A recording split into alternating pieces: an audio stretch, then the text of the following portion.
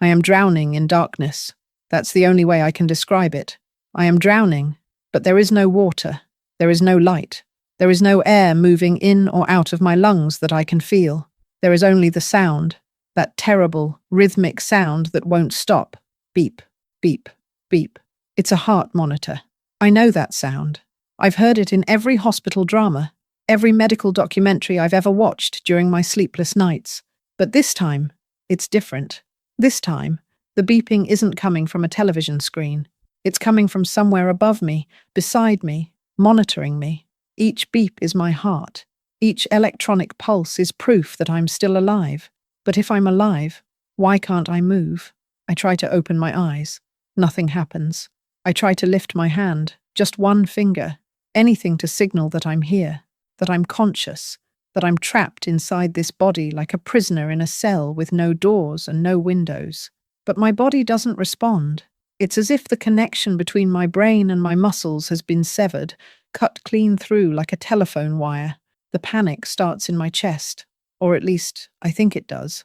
I can't actually feel my chest tightening, can't feel my heart racing even though I know it must be, because the beeping is still steady, still regular, but the panic is there, somewhere deep in my mind, screaming at me to move, to breathe, to do something. And then I hear it. Laughter. Not the warm, loving laughter of people relieved that their mother is stable. Not the nervous, exhausted laughter of people who've been crying for hours and finally found something to smile about. This laughter is light, casual, almost cheerful. My daughter's voice cuts through the darkness like a knife. I'm just saying, if we're going to split everything fairly, I should get the lake house. You know I've always loved that place. My son's voice follows, irritated and sharp. Are you kidding me right now? You get the lake house and what do I get? The Connecticut property that needs a new roof? That's not fair, Jessica. Oh, please, Michael. The Connecticut house is worth more and you know it. Only if I sink another $100,000 into renovations. They're arguing. They're arguing about my properties. While I lie here, unable to move, unable to scream. They're dividing up my assets like I'm already dead. But I'm not dead. Have you ever wondered who would cry at your bedside? And who would check your bank account? If you believe loyalty is rare, hit that subscribe button and smash the like. Because this story is about to show you exactly who really loves you when everything is on the line. The beeping continues. Beep, beep, beep. It's the only constant in this nightmare. The only thing that reminds me I'm still here, still fighting, even if my body won't fight with me. I focus on that sound, cling to it like a lifeline, because if that beeping stops, I think I might actually lose my mind. How did I get here? The last thing I remember is standing in my kitchen. It was morning, Tuesday morning, I think. I was making coffee, the expensive French roast I'd treated myself to after closing the Williamson deal.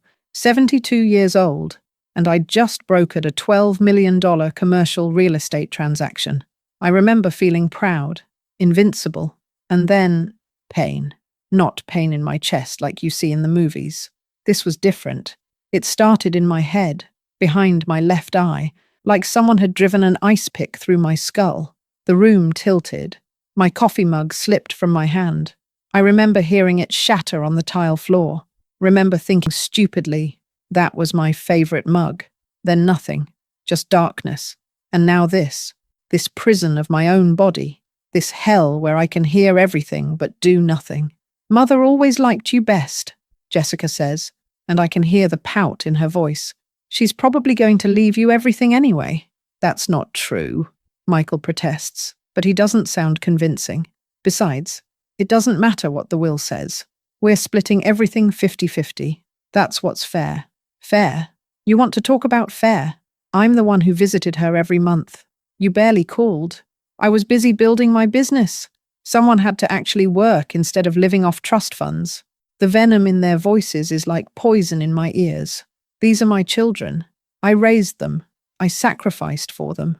I built an empire from nothing, so they would never have to struggle the way I did. I grew up in a trailer park in Oklahoma. Did they forget that? Did they forget that their grandmother cleaned houses for a living, that their grandfather drank away every paycheck? I put myself through community college working 3 jobs. I learned real estate by reading library books and watching every successful broker in town until I could mimic their techniques. I bought my first property, a rundown duplex, with money I'd saved for 5 years, living on ramen noodles and day-old bread. Every property I acquired, every deal I closed, every dollar I earned, it was all for them, so they could have the life I never had. Private schools, college without debt, cars, trips to Europe, safety. And this is how they repay me, by standing over what they think is my deathbed and arguing about who gets what.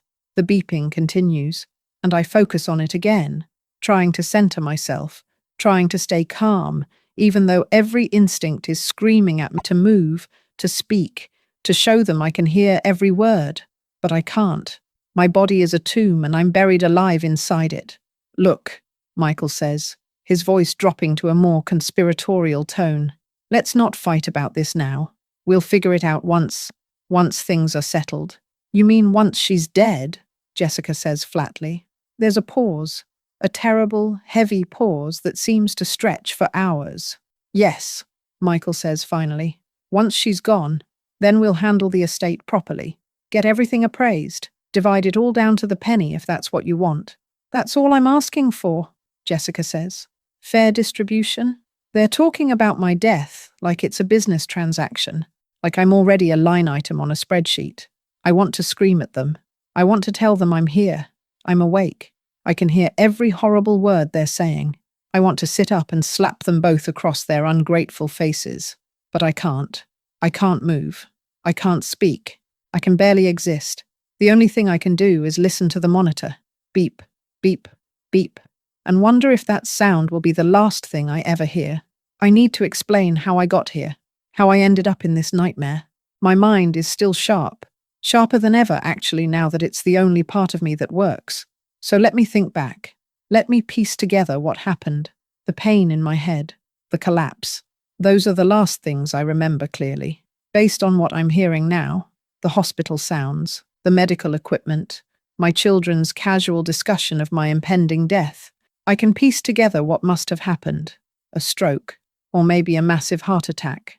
Something catastrophic enough to put me in this bed, hooked up to machines, unable to move or communicate. The doctors must have told Michael and Jessica that I might not wake up, that the damage was severe, that even if I did regain consciousness, I might be, what's the term they use? Profoundly disabled. A vegetable. But I'm not a vegetable. I'm here. I'm conscious. I'm aware of everything. I've read about this condition. Years ago, I read an article in the New Yorker about locked-in syndrome. It was a terrifying piece about people who were completely paralyzed but fully conscious. They could think. They could feel. They could understand everything happening around them, but they couldn't move, couldn't speak, couldn't signal to anyone that they were still in there. The article haunted me for weeks. I remember lying in bed at night, staring at the ceiling, imagining what it would be like to be trapped inside your own body, to be buried alive in flesh and bone. I never thought it would happen to me. The irony is almost funny. Almost. I spent my entire adult life in control. I controlled my business deals. I controlled my investments. I controlled my schedule down to the minute. I built a fortune through sheer force of will and refused to let anyone, not business partners, not competitors, not even my late husband, tell me what I could or couldn't do. And now I have no control at all. My body is a prison, and my mind is the prisoner. I can't even cry. I want to cry. I can feel the emotion building up inside me, a tsunami of fear and rage and despair. But my tear ducts don't work. My eyes won't produce moisture. I am trapped in this darkness with my own screaming thoughts and nothing to release the pressure. Beep, beep, beep. The monitor keeps its steady rhythm. At least that's something. At least I'm alive. At least there's still a chance that this is temporary, that the doctors will figure out what's wrong, that I'll wake up from this nightmare and be able to move again. But how long will that take? Days? Weeks? Months? And what will Michael and Jessica do in the meantime? I hear footsteps, multiple sets, the soft squeak of rubber-soled shoes on linoleum, medical staff. Good afternoon, a male voice says. Professional. Clinical. A doctor, probably. I'm Dr. Reeves. I've been overseeing your mother's care. How is she? Jessica asks, and I can hear the forced concern in her voice. She's playing the part of the worried daughter. If I could see her face, I'm sure it would show all the right expressions. Furrowed brow, trembling lip, eyes glistening with unshed tears. But I heard what she said 5 minutes ago. I heard her argue about the lake house while I lay here helpless. Her vitals are stable, Dr. Reeves says. Heart rate is good. Blood pressure is elevated but manageable. However, the neurological damage from the stroke was significant. We're seeing minimal brain activity in the motor cortex. What does that mean? Michael asks. It means she's unlikely to regain voluntary movement. The stroke affected the areas of the brain responsible for muscle control. She may be in what we call a persistent vegetative state. No, I'm not in a vegetative state. I'm awake. I'm conscious. I can hear every word you're saying, but I can't tell them that. I can't move my lips to form words. I can't even flutter my eyelids to signal that I'm aware. So she's gone? Jessica asks quietly. There's a pause. Cognitively, we can't say for certain, Dr. Reeves admits. Brain scans show some activity, but it's difficult to determine if she's conscious or if these are just automatic responses. Some patients in this state have reported later that they were aware during the coma period, but they were unable to communicate. It's called locked-in syndrome. Thank you, doctor. Thank you for at least acknowledging the possibility that I'm in here. But most don't recover, Michael says. It's not a question. It's a statement. Statistically, no, Dr. Reeves says. Most patients with this degree of damage don't regain meaningful function. I'm very sorry. He sounds genuinely sympathetic. I want to focus on that. Want to believe that at least one person in this room sees me as a human being and not just a failing body or a pile of assets to divide. How long can she survive like this? Jessica asks. With artificial nutrition and hydration, potentially years, Dr. Reeves says. The body can sustain itself for quite a long time with proper medical support. Years. I could be trapped like this for years. The thought is so horrible that my mind recoils from it. I would rather die than spend years locked inside this body, unable to move, unable to speak, forced to listen to the world go on without me while I scream silently into the void. But I don't want to die either. I want to live. I want to recover. I want to walk out of this hospital and live the rest of my life on my own terms. I just need time. What are our options? Michael asks. You can continue full life support indefinitely, Dr. Reeves says.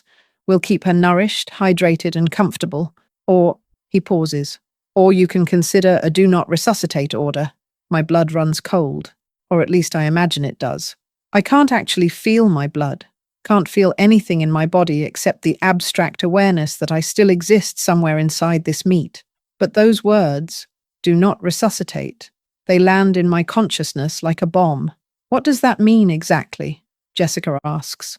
It means that if your mother's heart stops, or if she stops breathing, we won't take extraordinary measures to revive her, Dr. Reeves explains. No CPR, no defibrillation, no intubation. We'll keep her comfortable, but we'll let nature take its course. And without those interventions, Michael asks, she would pass peacefully, likely within minutes. No. They can't be considering this. They can't. I'm their mother. I raised them. I loved them. I gave them everything. Can we have a few minutes to discuss this? Jessica asks. Of course, Dr. Reeves says. Take all the time you need.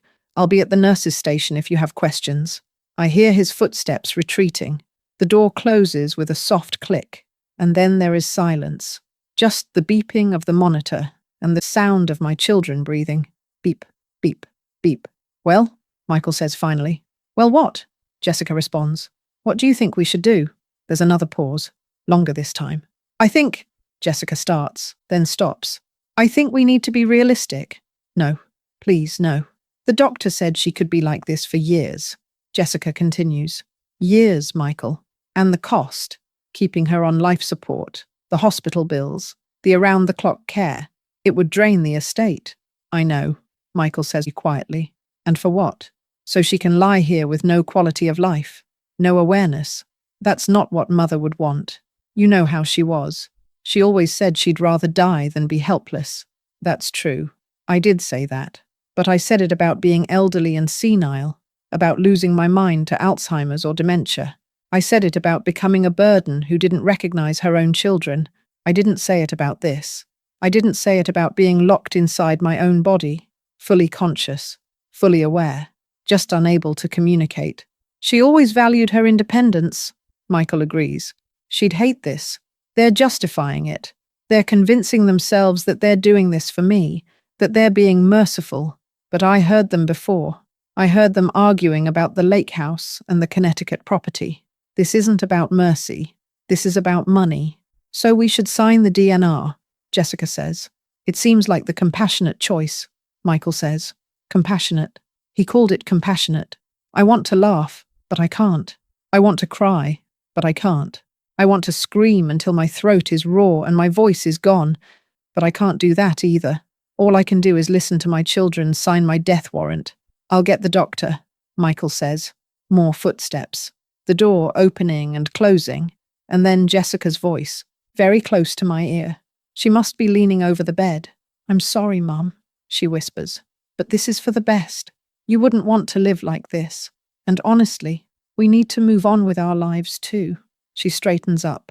I hear her heels clicking on the floor as she moves away from the bed. The door opens again. You've made a decision? Dr. Reeves asks. Yes, Michael says. We'd like to sign the Do Not Resuscitate order. I understand, Dr. Reeves says gently. I know this isn't easy. Let me get the paperwork. It's happening. It's really happening. My children are choosing to let me die, and there's nothing I can do to stop them. The minutes that follow are the longest of my life. I hear papers rustling, Dr. Reeves explaining the form, going over the legal language, making sure Michael and Jessica understand what they're signing. He's being thorough, professional. He doesn't know that my children have been planning this since before he even entered the room. He doesn't know that they've already mentally divided my estate, already argued over who gets which property, already moved on to a future where I don't exist. He thinks this is a painful decision made out of love. If only he knew. This section here acknowledges that you understand your mother will not receive CPR or other resuscitative measures if her heart stops, Dr. Reeves says. And this section confirms that you're making this decision based on what you believe she would want. We understand, Jessica says. Her voice is steady, calm. There's no tremor of grief, no catch of emotion. And you both agree to this? Dr. Reeves asks. Yes, Michael says. Absolutely, Jessica adds. All right, I'll need both of your signatures here.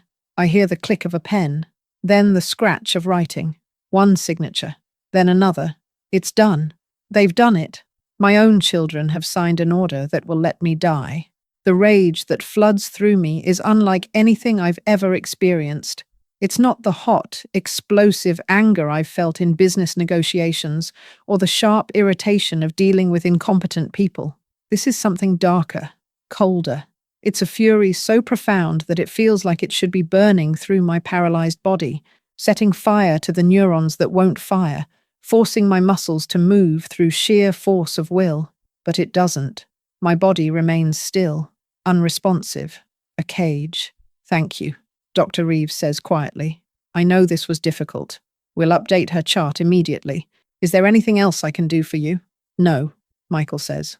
We're fine. Thank you, Doctor. I'll leave you alone with her for a bit, Dr. Reeves says. Take whatever time you need. The door closes again. Silence. Just the beeping.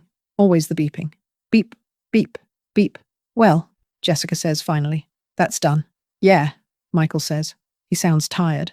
Or maybe he's just eager to leave. Hard to tell. How long do you think it'll take? Jessica asks. I don't know. Could be days. Could be weeks. The doctor said her vitals are stable, so we wait. Yeah, we wait. I can hear them moving around the room, gathering their things, probably, preparing to leave. They're just going to walk out of here. They're going to go back to their lives, go to dinner, sleep in their beds, wake up tomorrow and check their phones and drink their coffee like this is just another Tuesday, like they didn't just condemn their mother to death. Should we say goodbye? Jessica asks. There's a pause. I guess, Michael says reluctantly. I hear footsteps approaching the bed. Jessica's heels on the left side, Michael's softer steps on the right. "Bye, Mum," Jessica says. Her voice is light, casual, the same tone she'd used to say goodbye after a Sunday brunch. "Rest well? Rest well. Like I'm taking a nap. Like I'm not being left here to die alone." Michael clears his throat. "Yeah, goodbye, Mother. I hope you're at peace." "I'm not at peace. I'm screaming. I'm screaming so loud inside my head that I think my skull should crack open from the pressure. I'm screaming their names, screaming curses, screaming for help, screaming for someone, anyone, to hear me. But no sound comes out. My lips don't move. My eyes stay closed. I am a ghost in my own body. "Do you feel bad?" Jessica asks quietly. "A little," Michael admits. "But like you said, it's what she would want." "Right. It's the merciful thing." "The merciful thing," Michael repeats. "They're convincing themselves, building a narrative where they're the good guys, the loving children who made the hard but right decision to let their mother go with dignity. But I heard the truth. I heard them before the doctor came in. I heard them arguing about money and property and inheritance. This has nothing to do with mercy. This has everything to do with greed. Should we talk about the funeral arrangements?" Jessica asks. "Not here," Michael says quickly. "Let's get out of here first. This place is depressing." "Yeah, let's go." More footsteps, moving toward the door. "They're leaving. They're actually leaving me here." "Oh," Jessica says suddenly. "I almost forgot." I hear her coming back toward the bed. Closer, very close. And then I feel it. The first thing I've physically felt since I woke up in this nightmare. Her hand on mine. It's warm, soft. Her fingers squeeze mine gently. And for just a split second, one insane, desperate second, I think maybe I was wrong. Maybe she does love me. Maybe she's here because she cares. And then she leans down, and I feel her breath on my ear, and she whispers, "Thank you for the inheritance, Mother. I promise I'll spend it well." She pats my hand, and then she's gone. The door opens, closes, silence. I am alone. Alone with the beeping and the darkness and the crushing weight of betrayal. Beep, beep, beep. My children, the two people I loved more than anything in the world, the two people I sacrificed everything for, just sentenced me to death so they could get their hands on my money faster. And there is nothing I can do about it. Nothing except lie here and wait to die. The rage inside me hasn't diminished. If anything, it's grown stronger. It's crystallized into something sharp and hard and unbreakable. It's the only thing keeping me sane right now. Without it, I think I would just let go, give up, sink into the darkness and never come back. But I'm not ready to give up. I didn't build a fortune from nothing by giving up. I didn't claw my way out of poverty and create an empire by quitting when things got hard. And I'm not going to let my ungrateful children win. I'm going to fight. I don't know how yet. I don't know if it's even possible, but I'm going to find a way to move, to communicate, to show someone, anyone, that I'm still in here. I'm going to survive this. And when I do, Michael and Jessica are going to regret what they've done. Beep, beep, beep. The monitor continues its steady rhythm, and somewhere deep inside my paralyzed body, I begin to fight. Hours pass, or maybe days. It's impossible to tell. Without sight, without the ability to move or check a clock, time becomes meaningless. There's just the endless darkness and the beeping, and my own thoughts spiraling in circles. I've tried everything I can think of to move. I've tried wiggling my toes. Nothing. I've tried flexing my fingers. Nothing. I've tried moving my tongue, blinking my eyes, twitching my nose. Nothing. Nothing, nothing. It's like my brain is shouting commands into a void. The signals are going out. I can feel them leaving my consciousness, traveling down pathways that should lead to muscles and movement, but they're hitting a wall, a blockage. The stroke must have severed the connections, cut the wires that link thought to action. I'm a puppet with no strings. People come and go. I can hear them. Nurses, mostly. They check the machines, adjust the IV in my arm. I assume it's in my arm. I can't feel it. Make notes on clipboards. Sometimes they talk to me, which is both comforting and heartbreaking. "Good morning, Mrs. Thornton," a cheerful female voice says. "I'm going to check your vitals now. Just relax." I want to laugh at that. Relax. As if I'm capable of doing anything else. "Your blood pressure looks good today," she continues, Heart rate is steady. That's wonderful. She hums to herself as she works. A Beatles song. Here Comes the Sun. I used to love that song. Now it feels like mockery. The sun isn't coming for me. I'm trapped in permanent midnight. Other nurses are less talkative. They do their jobs in silence, treating me like a collection of biological functions to monitor rather than a person. I don't blame them. For all they know, I'm not in here. I'm just a body being kept alive by machines. Dr. Reeves comes by periodically. I've started to recognize his footsteps, quick and efficient, the walk of someone who's always running behind schedule. No change, he says to someone. Another doctor. A resident? Brain activity remains minimal. I don't expect any improvement at this point. His words are a death sentence. Even without the DNR, he's given up on me. Everyone has given up on me. No, that's not quite true. The nurses still care for me. They keep me clean, keep the machines running, keep my body functioning even though they think my mind is gone. But no one expects me to wake up. No one except me. I've been thinking about Michael and Jessica constantly, obsessing over their betrayal, replaying their words in my head until they're burned into my memory like scars. If we're going to split everything fairly, I should get the lake house. The Connecticut house is worth more, and you know it. We need to move on with our lives too. Thank you for the inheritance, Mother. I promise I'll spend it well. That last one is the worst. The sheer casual cruelty of it. The way Jessica said it like she was thanking me for a birthday present. I raised them to be better than this. When Michael was 8, he broke a window playing baseball in the backyard. He was terrified I'd be angry, but I sat him down and explained that accidents happen. What matters is how we handle them, taking responsibility, making amends, learning from mistakes. When Jessica was 16, she got caught shoplifting makeup from a department store. I was furious, not because she stole, but because she came from wealth and still chose to take something that didn't belong to her. I made her volunteer at a homeless shelter for 6 months, made her see what real poverty looked like, made her understand that she was privileged, and with privilege came responsibility. I taught them values, ethics, empathy, or at least I thought I did. Somewhere along the way, something went wrong. They learned the wrong lessons. They saw my success and internalized the ruthlessness they thought it required. They saw my wealth and decided it was owed to them rather than earned. They became greedy, and now I'm paying the price for their greed. Beep, beep, beep. I'm starting to hate that sound. It's constant, relentless, a metronome counting down the seconds of my imprisonment. But it's also the only evidence that I'm alive. So I focus on it. I use it to anchor myself, to keep from floating away into the darkness completely. Beep, I'm still here. Beep, I'm still fighting. Beep, I'm going to survive this. The door opens. Footsteps I don't recognize. 2 people, talking quietly. This is the patient I told you about, Dr. Reeves says.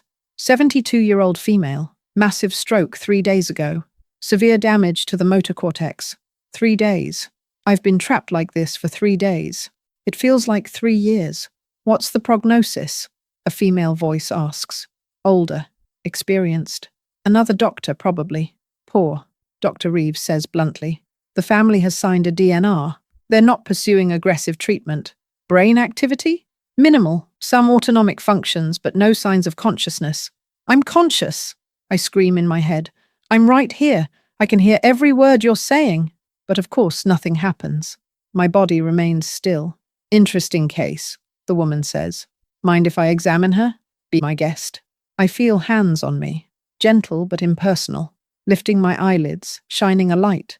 I see it. Bright, white light, piercing the darkness. It's the first visual input I've had since this started, and it's almost overwhelming. But then the light moves away, and I'm back in the dark. Pupils are reactive, the woman says. That's something. Reflex action, Dr. Reeves says dismissively.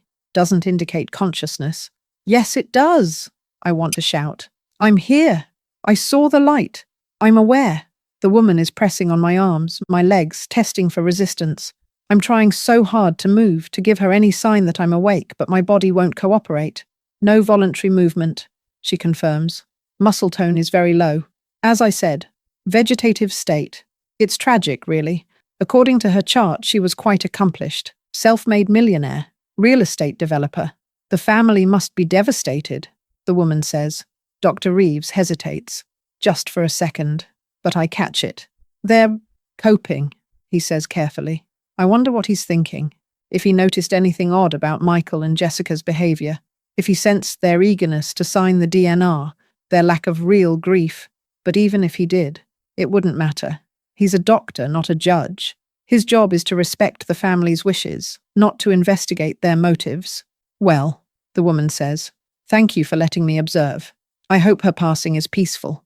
I'm not passing anywhere, I think furiously. I'm going to survive this. But as the doctors leave and the door closes behind them, the hope I've been clinging to starts to crack. 3 days. I've been fighting for 3 days, and I haven't managed to move a single muscle, haven't managed to send a single signal that I'm conscious. What if I never do? What if I'm trapped like this forever? Aware but unable to communicate until eventually my heart stops, or my lungs fail, or some infection sets in. What if Michael and Jessica get exactly what they want? No, I can't think like that. I have to keep fighting. I don't know how yet. I don't have a plan, but I have to believe that somewhere inside this broken body, there's still a way out. Beep, beep, beep. I'm still alive, and as long as I'm alive, there's still hope, even if it's just a sliver, even if it's fading with every passing second. I've lost count of how many times I've tried to move. Hundreds? Thousands? Every waking moment. And I'm awake for almost all of them now, because sleep is impossible when you're this terrified. I'm trying to regain control of my body. Sometimes I focus on the big movements, sitting up, lifting my arm, opening my eyes. Other times I scale it down. Just a finger, just a twitch, just the tiniest flicker of movement that might catch a nurse's attention. Nothing works. It's like trying to move a stranger's body. The connection just isn't there. I've started to understand the mechanics of what happened to me, at least in theory. The stroke damaged my motor cortex, the part of my brain that controls voluntary movement. The signals from my brain can't get through to my muscles. It's like trying to make a phone call when the lines are down. But I also know that the brain is plastic, adaptable. People recover from strokes all the time. They relearn how to walk, how to talk, how to use their hands. So why can't I? Maybe because I need physical therapy, rehabilitation, doctors and nurses actively working with me, helping my brain forge new pathways around the damaged areas. But I'm not getting any of that, because everyone thinks I'm gone, because my children signed a piece of paper that says, don't try too hard to keep her alive. The rage helps. It gives me something to focus on besides the fear. When I start to panic, when the claustrophobia of being trapped in my own body becomes too much, I think about Michael and Jessica. I think about what they did, what they said, and the anger burns so bright that it pushes everything else away. I make promises to myself in the darkness. When I get out of here, I'm going to destroy them. When I get out of here, I'm going to make sure they never see a penny of my money. When I get out of here, they're going to regret ever being born. The vindictive thoughts probably aren't healthy. If I were in a different situation, I'd be ashamed of them. I spent my whole life trying to be fair, to be just, to build something meaningful. But fairness is a luxury you can afford when you're not fighting for your life.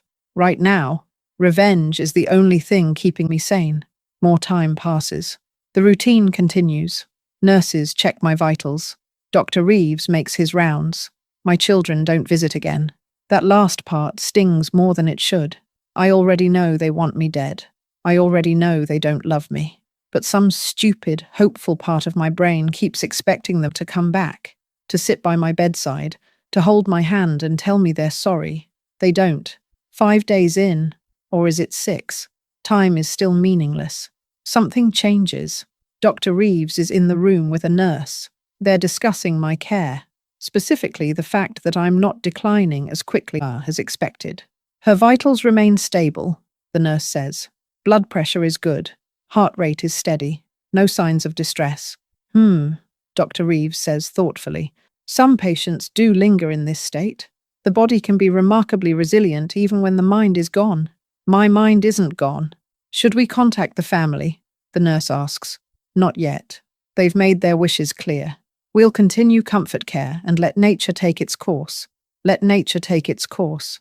That's what they call it. Not letting me die, not giving up. Letting nature take its course. As if there's something natural about refusing to help someone who could potentially recover. But then the nurse says something that makes my heart skip a beat.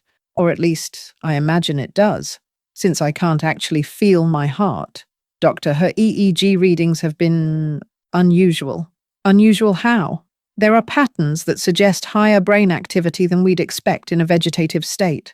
It's possible she's more aware than we think. Yes, I am. I'm completely aware. Dr. Reeves says again. EEGs can be misleading. The brain continues to fire neurons even in the absence of consciousness. It's like background noise. It doesn't necessarily indicate awareness, but it could, the nurse presses. There are documented cases of locked-in syndrome where I'm aware of locked-in syndrome, Dr. Reeves interrupts, but it's extremely rare, and the family has made their decision. We need to respect that.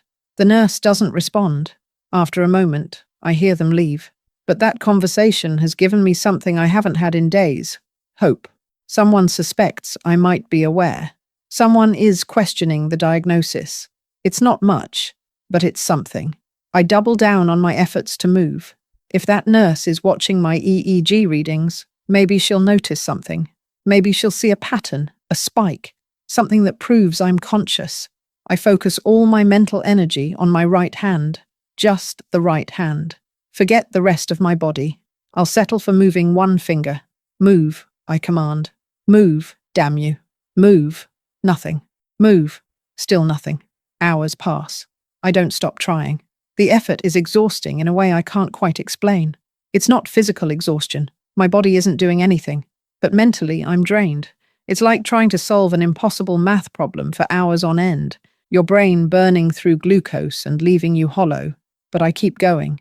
Because what else can I do? And then, wait, was that? I felt something. Not movement. Not exactly. But something. A tiny sensation in my right index finger, like a spark of electricity. I try again, focusing everything I have on that finger. Move. Please move. Just a little. Just a twitch. And there it is again. Stronger this time. Not movement yet, but definitely sensation. Like the connection is trying to re-establish itself.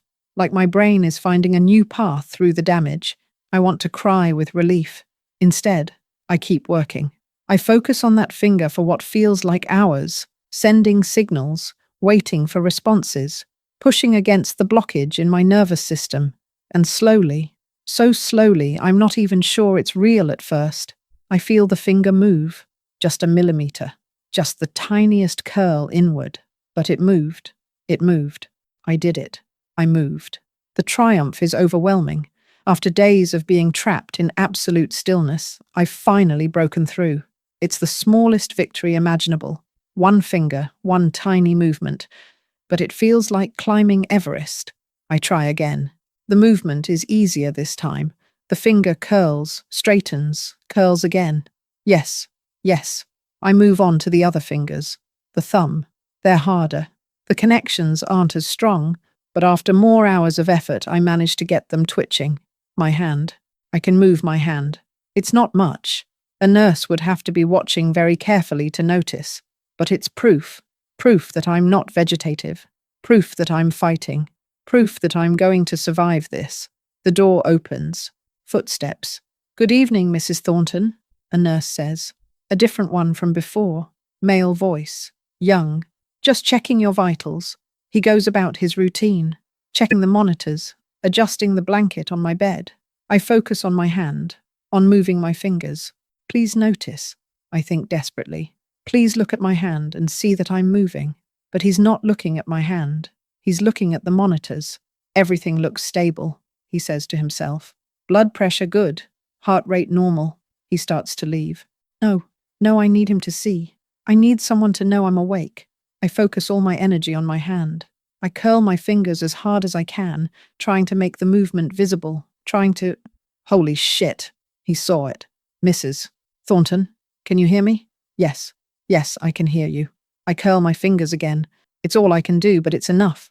"Oh my God, you're awake. You're actually awake." He rushes out of the room. I hear him shouting in the hallway. Dr. Reeves! Dr. Reeves! You need to come here right now. What is it? It's Mrs. Thornton. She's moving. She's conscious. Footsteps. Running. Multiple people.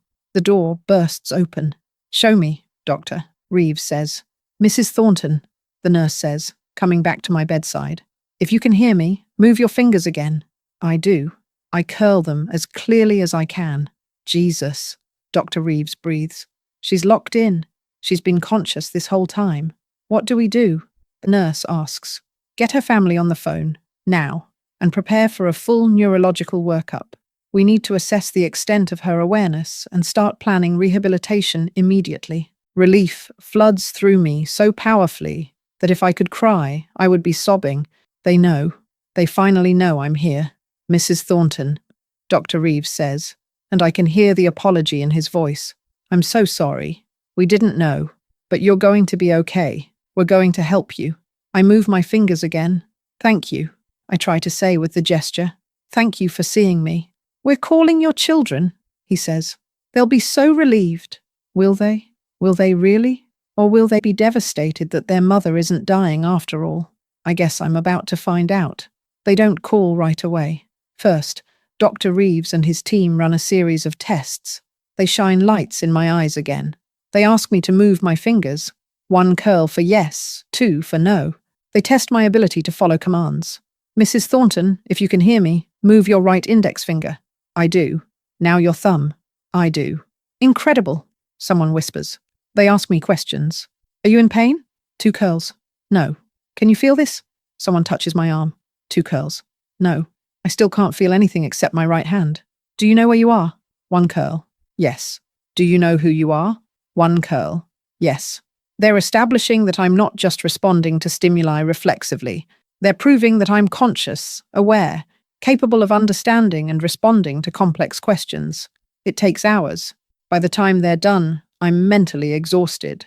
Moving my fingers is still difficult, still requires intense concentration. But I've done it. I've proven I'm here. Okay, Dr. Reeves says finally. I'm calling the family now. I feel a strange mix of anticipation and dread. Michael and Jessica are going to find out their mother is awake. The mother they tried to kill. The mother who heard every word they said. Dr. Reeves steps out of the room to make the call. I can't hear what he's saying. He's too far away, and he's speaking quietly. But I can imagine the conversation. Your mother has regained consciousness. She's been aware the entire time. You need to come to the hospital immediately. What are they thinking right now? Are they panicking? Are they trying to figure out how much I heard, how much I know? Or are they convincing themselves that everything will be fine, that I couldn't possibly have been conscious during those early days, that their secret is safe? Footsteps return. They're on their way, Dr. Reeves says. He sounds pleased. They were shocked, of course, but very relieved. They'll be here within the hour. I'm sure they will be. The wait is agonizing. Nurses come and go. They've adjusted my bed, so I'm sitting up slightly. They've started explaining things to me, now that they know I can hear. We're going to start physical therapy as soon as possible, one of them says. Your brain is clearly capable of forming new pathways. With work, you should be able to regain substantial mobility. I curl my finger once. Yes, please. I want nothing more than to get out of this bed and walk again. Your family will be so happy, she continues. I can't imagine what they've been going through. If only she knew. More time passes, and then I hear it. Voices in the hallway. Familiar voices. Michael and Jessica. We came as quickly as we could, Jessica is saying. Is she really awake? Is she okay? They sound concerned, worried, like loving children who just found out their mother survived a terrible ordeal. They're good actors. Dr. Reeves greets them. Yes, she's conscious. She's been communicating with us through finger movements. It's remarkable, really. We believe she's been aware the entire time since the stroke. There's a pause, a long pause. The entire time? Michael asks slowly. Yes, it's a condition called locked-in syndrome. Extremely rare. She was completely paralyzed and unable to communicate, but her cognitive functions were intact. Another pause. I wish I could see their faces. I wish I could watch the color drain from their skin as they realize what this means. I was awake when they argued about my properties. I was awake when they signed the DNR. I was awake when Jessica whispered, "Thank you for the inheritance," in my ear. I heard everything. "Can we see her?" Jessica asks. Her voice sounds strained now, tight. "Of course. She's been waiting for you." The door opens. Footsteps approach my bed. "Mum?" Michael says. "Mum, can you hear me?" I curl my finger once. "Yes." "Oh my God," he breathes. "You're really awake." I curl my finger once again. "Yes, Michael, I'm really awake, and we need to have a conversation." "We were so worried," Jessica says, and she's putting on a good show. Her voice cracks like she's fighting back tears. "We thought we'd lost you." I don't respond to that. "The doctor said you've been conscious the whole time?" Michael asks carefully. "Since the stroke." I curl my finger once. "Yes, I was conscious when you stood over my bed and argued about who gets the lake house. I was conscious when you signed a DNR order to let me die. I was conscious when your sister thanked me for the inheritance while I was still alive." That's amazing," Jessica says. "A miracle." "It's not a miracle. It's your worst nightmare. Mrs. Thornton needs rest," Dr. Reeves says. "But I wanted you to be able to see her, to know she's going to be okay. We're starting aggressive rehabilitation tomorrow. With luck and hard work, she should regain significant function." "That's wonderful," Michael says. "Thank you, doctor. Thank you so much. I'll give you a few minutes alone with her," Dr. Reeves says. No, don't leave me alone with them." But it's too late. The doctor's footsteps retreat. The door closes. Silence. Just the three of us and the beeping monitor. Beep, beep, beep. "Mum?" Jessica starts.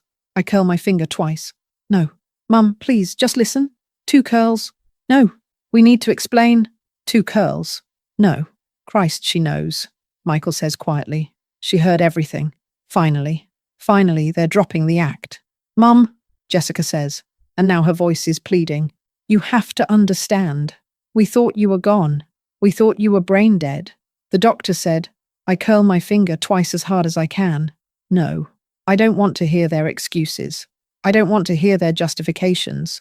I want them to know that I heard every word. I want them to suffer the way I've suffered." "We're sorry," Michael tries. "We're so sorry. We made a mistake. We shouldn't have—" Movement. Not my finger this time. Something else. Something's happening inside my body. I can feel it. Adrenaline, maybe. Or rage. Or the sheer force of will to do what I'm about to do. Energy is flooding through me like electricity. Every neuron that's been dormant is suddenly firing. The pathways that have been blocked are forcing themselves open through sheer determination. I focus on my eyes. My eyelids. "Open," I command. "Open, open, open." And they do. Light. Blinding, overwhelming light. I'm seeing for the first time in days, and it's almost painful. But I don't care. I force my eyes to stay open. I force them to focus. And there they are. Michael and Jessica, standing at the foot of my bed, staring at me in horror, because my eyes are open, because I'm looking directly at them, because I'm awake. Michael's face is pale. Jessica's hand is over her mouth. They look like they've seen a ghost. In a way, they have. I'm the mother they tried to bury, and I just came back from the grave. For a long moment, nobody moves. Michael and Jessica stand frozen at the foot of my bed, their faces masks of shock, and I stare back at them, my eyes, finally blessedly open, locked onto theirs. I can see them clearly now. Michael looks older than I remember. There are lines around his eyes, grey at his temples. When did that happen? Jessica is wearing too much makeup, her expression carefully composed, except for the horror bleeding through at the edges. They're well dressed, expensive clothes, probably bought with money from the trust fund I set up for them. Money I earned. They look successful. They look comfortable. They look guilty as hell. "Mom," Michael finally manages. His voice comes out as a croak. "Your eyes. You opened your eyes." I stare at him. I can't speak yet. My mouth won't move. My tongue is still disconnected. But my eyes work now, and I pour every ounce of rage, every drop of betrayal, every shred of contempt I feel into that stare. I want him to see it. I want both of them to see it. "I know what you did." Jessica takes a step back, actually physically retreats from my gaze. "We should get the doctor," she says quickly. This is amazing. He needs to see this. She starts toward the door, but Michael grabs her arm. Wait, he says. What? We need to talk to her first. Michael, she can't talk. She can barely move. She can hear us. She's been able to hear us the whole time. They look at each other. Some silent communication passes between them. They're trying to figure out what to do, how to handle this situation. They're trying to figure out how much damage control they need to do. Finally, Jessica turns back to me. She pastes on a smile. It doesn't reach her eyes. Mum, we're so happy you're awake. We were so worried about you. When the doctor called and said you might not make it, we were devastated. Absolutely devastated. Liar. My right hand has more mobility now. The adrenaline surge that let me open my eyes has spread. I can move my whole arm, though the movements are jerky and uncontrolled. I raise my hand slowly, point at Jessica. Then I curl my fingers into a gesture, middle finger up. Her smile falters. Mum, please, let us explain. I drop my hand. Then I focus on my face, my mouth. I've regained control of my eyes. Maybe I can get my mouth working too. Speak, I command. Say something. Anything. My jaw clenches, unclenches. My lips part. And then, the word comes out as barely more than a whisper. Rough, rusty. But it's a word. It's my voice. Oh my God, Michael breathes. You can talk. I swallow. It hurts. My throat is raw, probably from the intubation tube they must have used at some point. I heard. The words are coming easier now. Not fluent yet, not smooth, but coming. I heard everything. Jessica goes even paler. Mum, every word. I'm getting stronger by the second. The anger is fueling me, driving my recovery faster than should be medically possible. I can feel it burning through the blockages in my nervous system, forging new connections, rebuilding pathways. The lake house, I continue, my voice getting clearer. The Connecticut property, the inheritance, the DNR. We can explain, Michael starts. You signed an order, I say, and now my voice is almost normal, still rough, but strong. You signed an order to let me die, your own mother. The doctor said you were brain dead, Jessica protests. He said you'd never recover. I was awake. I was conscious. I was screaming inside my head while you stood over my bed and discussed how to split up my money. We didn't know. You didn't care, I say coldly. The room falls silent except for the monitoring equipment. Beep, beep, beep. That sound. That goddamn sound that's been my only companion for days. Now it feels like a victory march. I'm alive. My heart is still beating, and they're going to pay for what they tried to do. Mum, please, Michael says. We made a mistake. A terrible mistake. But we thought— I don't care what you thought, I interrupt. My voice is getting stronger, clearer with every word. I heard you before the doctor came in.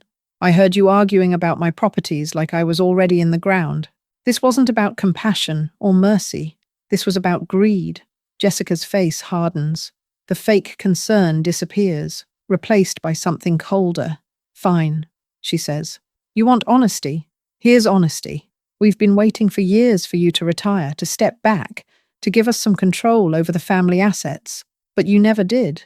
You just kept working, kept making deals, kept holding everything in your iron fist. I built that empire, I say.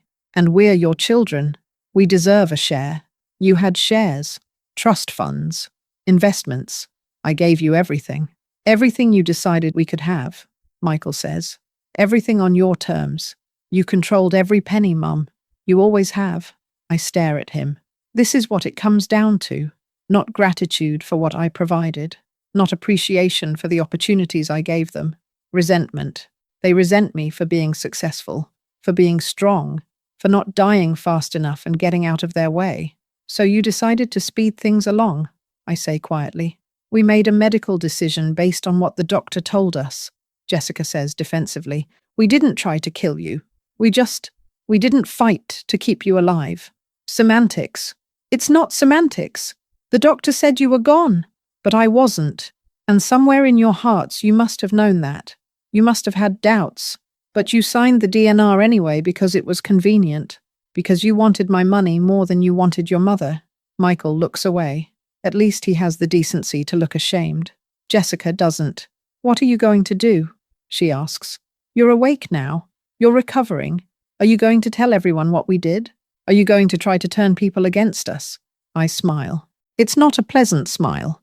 It's the smile I used to use in business negotiations, when I knew I held all the cards, and my opponent had just realized they were screwed. I'm going to do much worse than that, I say. And that's when it happens. The thing I've been building toward. The thing my body has been preparing for during this entire conversation. The heart monitor starts beeping faster. Not because my heart is failing. Because my adrenaline is spiking. Because every emotion I've been suppressing, the fear, the rage, the betrayal, is flooding through my system like wildfire. Michael notices. Mum, are you okay? The beeping gets faster. Mum? I focus every ounce of will I have on sitting up, on moving. And I do. I sit up in bed. Not smoothly, not easily. My muscles are weak from days of disuse. But I do it. I push myself upright, swinging my legs over the side of the bed. Jesus Christ, Jessica whispers. I look at them. Really look at them, and I speak. My voice is clear now, strong, cold as winter. I hurt everything, and I scream. Not a scream of pain or fear, a scream of pure, unleashed rage. A scream that's been building inside me for days. A scream that says, I'm alive, you bastards, and you're going to regret what you did. The sound rips out of my throat like a physical thing. It's primal, terrifying, and it's the last thing my children were expecting. Jessica actually screams back, a high-pitched shriek of pure terror. She stumbles backward, trips over her own feet, and crashes into a chair. Michael's face goes white. He takes a step back, then another, pressing himself against the wall like he's trying to disappear into it. They're scared. Good. They should be scared. The door bursts open. Dr. Reeves and 2 nurses rush in. What's going on? Dr. Reeves demands. We heard screaming. He stops. Stares. Mrs. Thornton, you're sitting up. I'm awake, I say, my voice still vibrating with anger. Fully awake, and I have things to say. The nurse, the one who first noticed my finger movement, is grinning. This is incredible. This is the fastest recovery from locked-in syndrome I've ever seen. Adrenaline is a powerful motivator, I say, not taking my eyes off Michael and Jessica. Dr. Reeves moves to my side, checking my vitals, shining a light in my eyes. Can you feel this? He touches my arm. Yes. This. He touches my leg. Yes. Remarkable. Absolutely remarkable. Doctor, I say, I need to speak with my lawyer, immediately. Mrs. Thornton, you should rest. Now, I say firmly. I need my lawyer now. And I need these 2 removed from my room. Jessica finds her voice. Mum, you can't. Get out. Mrs. Thornton. Michael tries. Get out. My voice echoes off the walls. The monitors are going crazy, but I don't care. Dr. Reeves looks between me and my children, clearly sensing the tension. Perhaps it would be best if you gave your mother some space. This has been traumatic for everyone. We're her family, Jessica protests. And I'm telling you to leave, I say, or I'll call security. Your choice. For a moment, I think Jessica is going to argue. Her face is flushed with anger and embarrassment. But Michael grabs her arm and pulls her toward the door. We'll come back later, he says. When you're feeling better, don't bother. They leave. The door closes, and I finally let myself breathe. Dr. Reeves is looking at me with concern. Mrs. Thornton, I understand you're upset, but... Doctor, I interrupt gently. I appreciate your concern, but I need you to understand something. I was conscious, for all of it. I heard my children discuss my properties while I was paralyzed. I heard them sign a DNR order, an order they signed not out of mercy but out of greed, and I am going to make absolutely certain they never benefit from what they tried to do. His expression shifts. Understanding dawns. I see, he says quietly. So please, get me my lawyer, and a phone. I have calls to make. He nods, slowly. Of course. I'll have the nurse bring you a phone. But Mrs. Thornton, he hesitates. You should know that your recovery is nothing short of miraculous. You may have weeks or months of rehabilitation ahead of you, but the fact that you're sitting up, speaking clearly, regaining sensation, it's extraordinary. Rage is an excellent physical therapist, I say dryly. He almost smiles. Rest for now. I'll make sure you have privacy and access to whatever you need. Thank you, doctor. He leaves with the nurses. I'm alone. I look down at my hands. They're shaking slightly, but they're moving. I wiggle my toes. They respond. I turn my head side to side. Full range of motion. I'm coming back. My body is remembering how to work. And my mind is already 3 steps ahead. Planning, strategizing, preparing for what comes next. Michael and Jessica thought they could get rid of me. They thought they could cash in on my death. They were wrong, and they're about to learn exactly how wrong they were. The recovery is faster than anyone expected. Within 24 hours, I'm walking, slowly, with a nurse supporting my elbow, but walking. My legs remember the motion, even if they're weak. My muscles are rebuilding themselves with shocking speed. Dr. Reeves calls it unprecedented. I call it motivated. Within 48 hours, I'm able to eat solid food, dress myself, and walk to the bathroom unassisted. The physical therapists are amazed. They keep running tests, trying to understand how someone with such severe motor cortex damage could recover so quickly. I don't tell them the truth. That rage is better than any medicine. That the burning need for revenge is more powerful than any therapy. That knowing exactly what I'm going to do to my children is giving me strength that shouldn't be medically possible. My lawyer arrives on day 2. Richard Chen has been my attorney for 30 years. He handled my first real estate deal back when I was just starting out, and he's been with me for every major decision since. He's in his 60s now, still sharp as a razor, still dressed in his signature perfectly tailored suits. When he walks into my hospital room, his face shows carefully controlled shock. "Margaret," he says, "they told me you had a stroke, that you might not recover." "They were mistaken," I say simply. "I'm sitting in a chair by the window. I insisted on being out of bed. I refuse to look like a patient anymore." Richard sits across from me. "I heard about the DNR your children signed." "You heard correctly. And I heard that you were conscious during that time." "Also correct." He studies my face. "What do you want to do?" I allow myself a small smile. This is why I've worked with Richard for so long. No judgment, no questions about my emotional state or whether I should think things through. Just straight to business. "I want to change my will," I say. "Immediately. Today, if possible." "Done." "What are the changes?" "Everything I have, every property, every investment, every penny in every account, goes into a charitable trust, the Margaret Thornton Foundation. I'll establish it to fund education and housing for low-income families." Richard pulls out a pad and starts taking notes. "And your current beneficiaries?"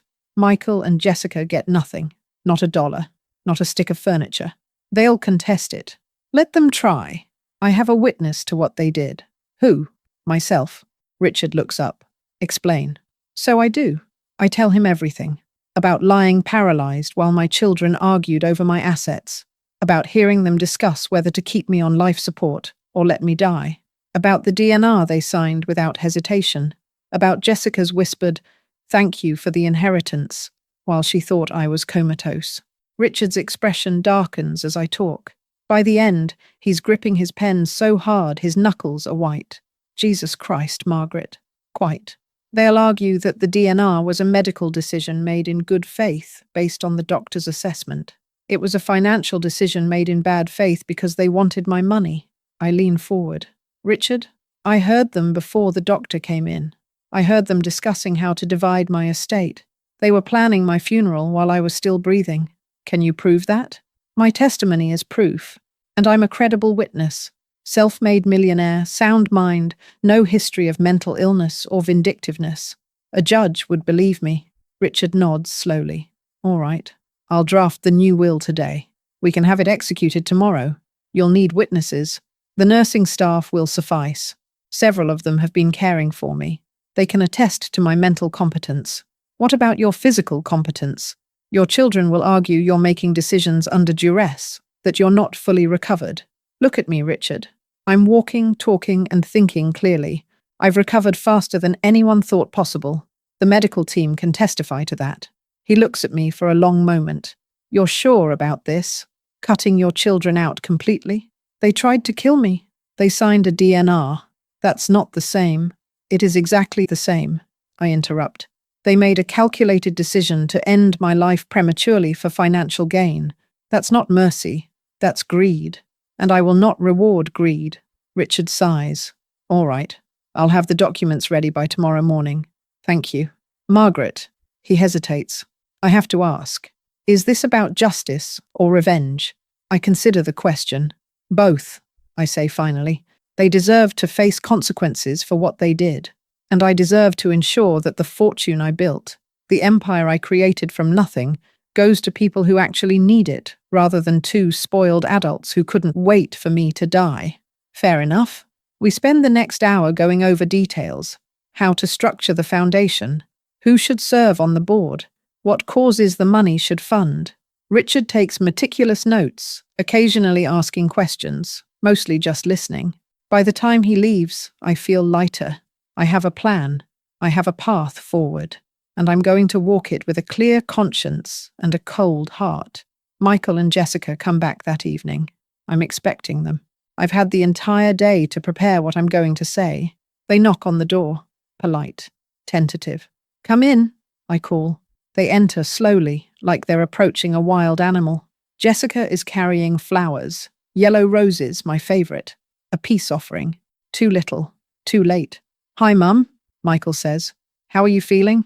Better every hour, I say truthfully. That's great. That's really great. He exchanges a glance with Jessica.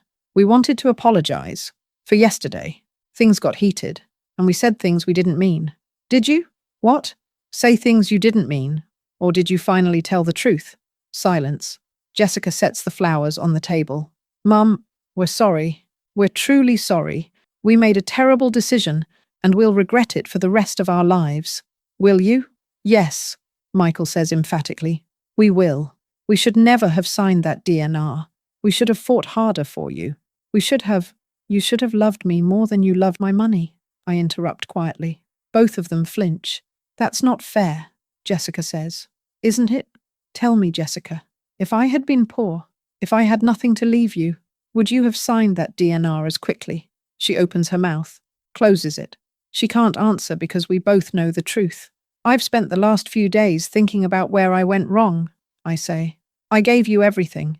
The best schools, the best opportunities. I tried to teach you the value of hard work, of integrity, of caring for others. But somewhere along the way, you learned the wrong lessons. You learned that money matters more than people. That inheritance is more important than integrity. That's not true, Michael protests. Then why did you sign the DNR? Because the doctor said you were brain dead, and you were relieved, I say softly. Admit it. Some part of you was relieved, because it meant you'd finally get access to everything I built. You wouldn't have to wait anymore. You wouldn't have to ask me for permission or approval. You could finally be free of your controlling mother and her empire. Neither of them denies it. I'm sorry you feel that way, Jessica says finally. But you're wrong. We love you. We always have. You love what I can give you, I correct. There's a difference. Mom, I've changed my will, I say. The room goes silent. Michael's face goes pale. What? I've instructed my lawyer to draft a new will. Everything I have, all of it, will go to a charitable foundation that I'm establishing, the Margaret Thornton Foundation. It will fund education and housing for low-income families. You can't do that, Jessica says immediately. I can. I did. We're your children, and you tried to let me die. That's not… We didn't… Michael is stammering. Mum, please. You can't cut us out completely. Why not? Give me one good reason why I should leave my fortunes into people who stood over my paralyzed body and discussed how to divide my assets. Because we're family, Jessica shouts. Family doesn't give up on each other for money, I say coldly. Family doesn't sign death warrants for inheritance. We'll contest it, Jessica threatens. We'll fight this. You can't just… Try it, I interrupt. Take me to court. Let's see how a judge reacts when they hear about what you did. Let's see how the media covers it.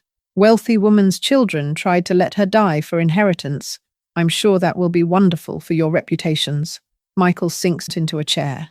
He looks devastated. Maybe he genuinely is. Maybe he's finally realizing the magnitude of what they've lost. Jessica, though, is angry. Her face is flushed, her hands clenched into fists. You're a vindictive old woman, she spits. You always have been. You hold grudges. You never forgive. And now you're punishing us for one mistake. One mistake? I repeat. Is that what you're calling it? A mistake? Yes, we made a mistake. We're human. But instead of forgiving us, instead of giving us a chance to make it right, you're cutting us out of your life completely. That's cruel, Mum. That's cruel and heartless and exactly like you. I stand up. I'm not fully recovered yet, but I'm strong enough to stand. Strong enough to walk over to where Jessica is standing. Strong enough to look her directly in the eye. You want to know what's cruel? I ask quietly. Lying, paralyzed and conscious, while your own children discuss your death like it's a business transaction. That's cruel. Hearing your daughter whisper, "Thank you for the inheritance," while she thinks you're dying. That's heartless. So don't you dare lecture me about cruelty, Jessica. You have no idea what cruelty really is. Tears are running down her face now, but I don't feel sympathy. I feel nothing but cold satisfaction. Get out, I say. Both of you. I don't want to see you again. Mum, Michael tries. Get out. They leave. The door closes, and I sit back down in my chair and look out the window at the city lights beyond. I should feel sad. I should feel something. Regret. Grief. Loss. But all I feel is free. 3 days later, I sign the new will. Richard brings it to the hospital with 2 nurses as witnesses. The document is comprehensive, legally airtight, and exactly what I wanted.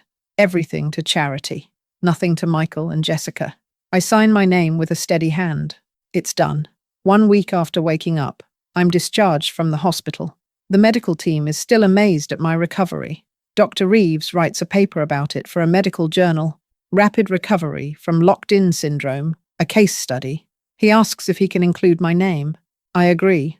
Let the world know what happened. Let everyone hear about the woman who refused to die when her children tried to kill her. I go home to my penthouse apartment in Manhattan, the one I bought 20 years ago when I closed my first 8-figure deal. The place where I've lived alone since my husband died. It feels different now. Quieter. But not lonely. Never lonely. I have work to do. The Margaret Thornton Foundation launches officially 6 weeks after my stroke. Richard handles the legal setup. I hire a board of directors, educators, social workers, community leaders, people who understand what it's like to struggle, people who will use the money to actually help others. We start with a scholarship fund, full rides to college for students from low-income backgrounds, no strings attached, no requirements except academic merit and financial need. Then we move into housing, buying properties in underserved neighborhoods and converting them into affordable apartments. Nothing fancy, just clean, safe places for families to live. The work is fulfilling in a way my real estate empire never was, because this time, I'm not building wealth. I'm building lives. Michael and Jessica do try to contest the will. They hire a lawyer, an expensive one, and file a claim that I was mentally incompetent when I made the changes, that I was suffering from post-stroke trauma and wasn't thinking clearly. The case is thrown out within a month. Dr. Reeves testifies that I was fully competent. The nurses testify that I was lucid and clear-minded. Richard presents evidence that I had been considering charitable giving for years and that this decision was consistent with my values. And then I testify. I sit in that courtroom and I tell the judge everything. About lying paralyzed while my children argued over my properties. About the DNR they signed without hesitation. About Jessica's whispered words of gratitude for an inheritance I hadn't died to give yet. The judge listens. When I'm done, he looks at Michael and Jessica with something like contempt. Your claim is denied, he says. Mrs. Thornton was and is of sound mind. Her will stands. They appeal. The appeal is also denied. They're done. They get nothing. I see them one more time. It's a year after the stroke. I'm fully recovered now. Stronger than I was before, actually. I've taken up swimming for exercise. I've never felt better. The foundation is thriving. We've given scholarships to 200 students. We've housed 50 families. We're expanding operations to other cities. I'm in a coffee shop in Brooklyn, reviewing proposals for our next housing project, when I see them through the window. Michael and Jessica, walking down the street together. They look older, tired. Jessica's designer bag is a season old. For her, that's practically poverty. Michael's suit doesn't fit as well as it used to. They've both lost weight. I wonder if they've had to get jobs. Real jobs. Not the cushy positions they held in companies they didn't really work at, living off trust funds and waiting for me to die. They haven't noticed me yet. I could leave. I could slip out the back and avoid a confrontation, but I don't. I tap on the window. They look up. Our eyes meet. For a moment, none of us move. Then I smile. It's not a warm smile, not forgiving. It's the smile of someone who won. Jessica's face crumples. She turns away quickly, pulling Michael with her. They hurry down the street and disappear around a corner. I go back to my coffee and my proposals. I don't feel guilty. I don't feel regret. I feel satisfied. They wanted me dead so they could get my money faster. Instead, they got nothing. And I got to see their faces when they realized I'd won. That was 5 years ago. I'm 77 now. Still healthy. Still running the foundation. Still making a difference in people's lives every single day. I never reconciled with Michael and Jessica. They tried a few times. Letters, emails, one awkward phone call. But I didn't respond. There was nothing left to say. They made their choice when they signed that DNR. I made mine when I signed the will. Some people think I should forgive them. Friends, acquaintances, even some of the foundation board members who know the story. They say family is important. They say everyone deserves a second chance. Maybe they're right. But you know what? I don't care. I spent my entire life being fair, being reasonable, being the bigger person, and it almost got me killed. So now I'm done being fair. I'm done giving second chances to people who tried to cash in on my death. I'm living my life on my terms, helping people who actually deserve it, and sleeping soundly every single night. The Margaret Thornton Foundation has helped thousands of people now. Students who never would have gone to college are graduating with degrees. Families who were living in cars now have roofs over their heads. That's my legacy. Not a fortune split between two ungrateful children, but real, tangible change in the world. And every time I sign a scholarship check or cut a ribbon at a new housing development, I think about Michael and Jessica. I think about how they stood over my hospital bed and signed a document to let me die. And I smile, because they wanted me dead to get my money faster. Instead, they got disinherited, and I got the last laugh. They signed my death warrant, so I signed their eviction from my will and my life. Share this story if you believe in karma, and tell me in the comments, do you trust your family to make medical decisions for you? Would you have forgiven them? Or would you have done exactly what I did? Let me know, because family loyalty is everything, until it isn't. And if you want more stories about justice, revenge, and people who refuse to be victims, subscribe, hit that notification bell, because I'm just getting started. My name is Margaret Thornton. I'm a survivor, and I never ever give up.